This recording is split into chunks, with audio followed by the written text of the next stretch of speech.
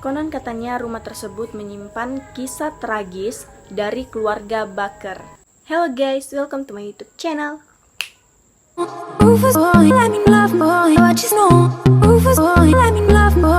Sebelum lanjut ke videonya, jangan lupa untuk like, komen, dan subscribe. Dan jangan lupa juga untuk nyalakan notifikasinya agar nggak ketinggalan video-video selanjutnya.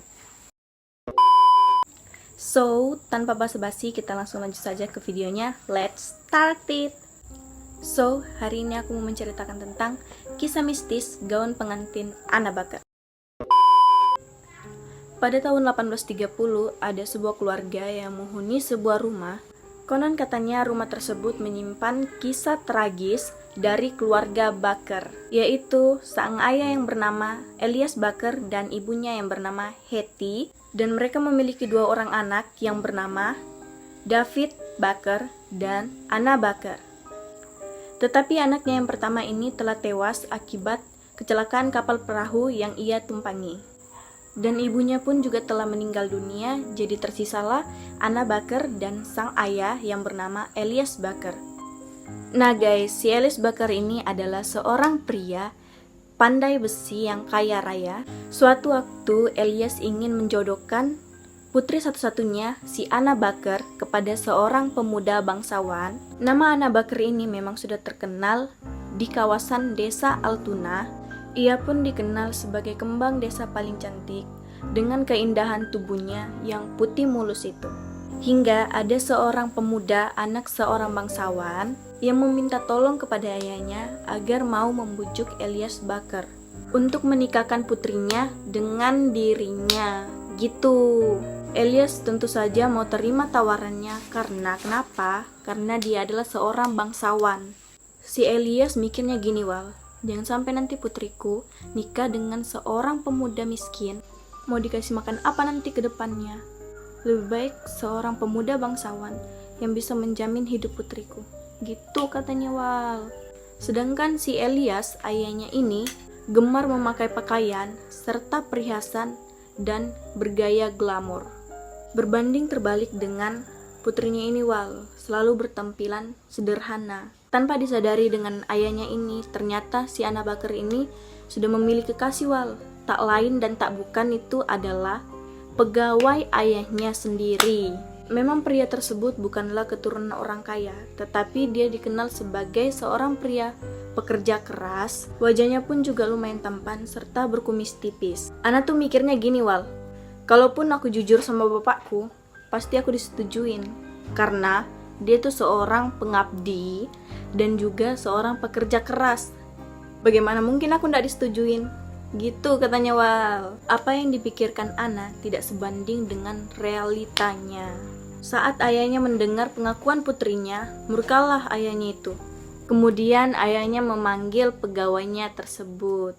Dan kalian mau tahu, berbagai kata-kata kasar yang diumpatkan untuk seorang pemuda ini, bermacam-macam umpatan yang keluar seperti kebun binatang atau kata-kata kasar maupun kata-kata yang tidak sewajibnya harus dikatakan. Contohnya tuh seperti ini, dasar anak asu, kadal, kecoa. Buat apa kamu dekatin anak aku? Gak tau malunya ya kamu? Jadi apa nanti masa depannya kalau nikah sama kamu? Sekarang angkat kakimu dan pergi dari sini, jangan pernah balik ke desa ini lagi. Kejam kali lah kurasa ini. Lanjut, dengan penuh kemarahan, Elias Bakar ini pun memecat dan mengusir si pemuda miskin ini. Mendengar hal tersebut, hancurlah hati Anna Bakar ini. Kasian kali lah Anna Bakar ini Lanjut, si Anna Bakar ini seharian penuh menangis di dalam kamar guys. Gila parah. Setelah puas ia nangis, keesokan paginya pun ia menghadap ayahnya dan mengancam ayahnya. Kalau sampai ia dipaksa nikah dengan pilihan ayahnya, ia mengancam kepada ayahnya bahwa ia akan bunuh diri di depan para tamu undangan. Kroi. Seketika ayahnya pun takut mendengar ucapan si Anna ini guys. Kalau sampai putri satu-satunya itu bertindak nekat. Gila parah. Dan pada saat itu ayahnya pun segera menyuruh para pegawainya untuk mencari pemuda miskin yang waktu itu ia usir. Dan apa yang terjadi? Tahu kan kalian kalau beras sudah jadi nasi, kembali lagi ke beras kan nggak bisa. Nah itulah dia. Jadi pemuda miskin yang kemarin ia usir nggak ditahu lagi rimbanya di mana. Baru tahu kau. Bertahun-tahun Ana Bakar mengurung dirinya di dalam kamar sambil memandangi si gaun pengantinnya tersebut yang sudah dia sulam dan sudah dia buat bersama pasangannya itu yang kemarin diusir, guys. Dan setiap Ana memandangi gaun pengantinnya tersebut, ia selalu mengingat kisah cintanya bersama pemuda miskin itu. Tak bisa move on dari pemuda tersebut, meski sudah bertahun-tahun.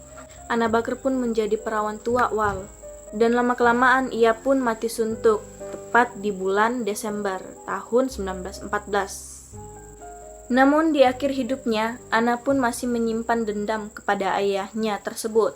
Setelah puluhan tahun kemudian, gaun pengantin buatan Ana Bakar ini pun masih terpajang di etalase kamarnya. Sampai suatu hari ada saudara Ana yang berkunjung ke rumahnya, dan dengan lancangnya ia mengambil gaun pengantin itu tanpa sepengetahuan ayahnya tersebut. Disinilah kutukannya pun dimulai. Gaun pengantin itu selalu berpindah kepemilikan. Setiap calon pengantin perempuan yang mengenakan gaun tersebut akan mendapatkan berbagai macam teror, dari pengantin yang tiba-tiba kesurupan, sakit keras, sampai ada pengantin yang meloncat bunuh diri dari atas balkon pernikahan. Hingga pada akhirnya gaun pengantin milik Ana Bakar ini dikembalikan ke rumah keluarga Bakar. Tetapi di kemudian hari, rumah tersebut beralih fungsi sebagai museum. Beberapa penjaga serta pengunjung museum yang pernah melihat dengan mata kepalanya sendiri penampakan gaun pengantin Ana Bakar yang bergoyang tengok kanan kiri. Seakan ada sosok makhluk halus tak kasat mata sedang berdiri di depan cermin sambil mengagumi dirinya. Dan menurut kesaksian para penjaga museum, bahwa mereka juga pernah melihat Hetty, si ibu Ana Bakar ini, sedang berjalan menaiki tangga museum dengan menggunakan pakaian gaun hitam. Begitupun penampakan David, si kakak laki-laki Ana Bakar ini, tertangkap oleh CCTV juga, dan penampakan seorang pria tua yang duduk termenung sambil menangis di depan kamar Elias Bakar. Diduga penampakan pria misterius itu adalah Elias Bakar sendiri. Ternyata wal, mereka semua itu sudah meninggal dunia, satu keluarga itu, dan rumah tersebut sudah dijadikan sebagai tempat museum keluarga Bakar. Gitu ceritanya wal. Jadi tempat kediaman Museum Hantu Bakar Mansion adalah di Pennsylvania. Jadi bagi yang teman-teman yang mau ingin ke sana, lihat-lihat gaun pengantinnya ataupun tempat peninggalannya keluarga Bakar ini. So guys, segitu dulu video dari aku. Semoga apa yang aku ceritakan bisa bermanfaat atau terinspirasi bagi kalian-kalian semua. Jika kalian suka dengan video-video aku, jangan lupa untuk like, komen, dan subscribe. Dan jangan lupa juga untuk menyalakan notifikasinya agar kalian gak ketinggalan video-video selanjutnya. Oke guys, see you next video.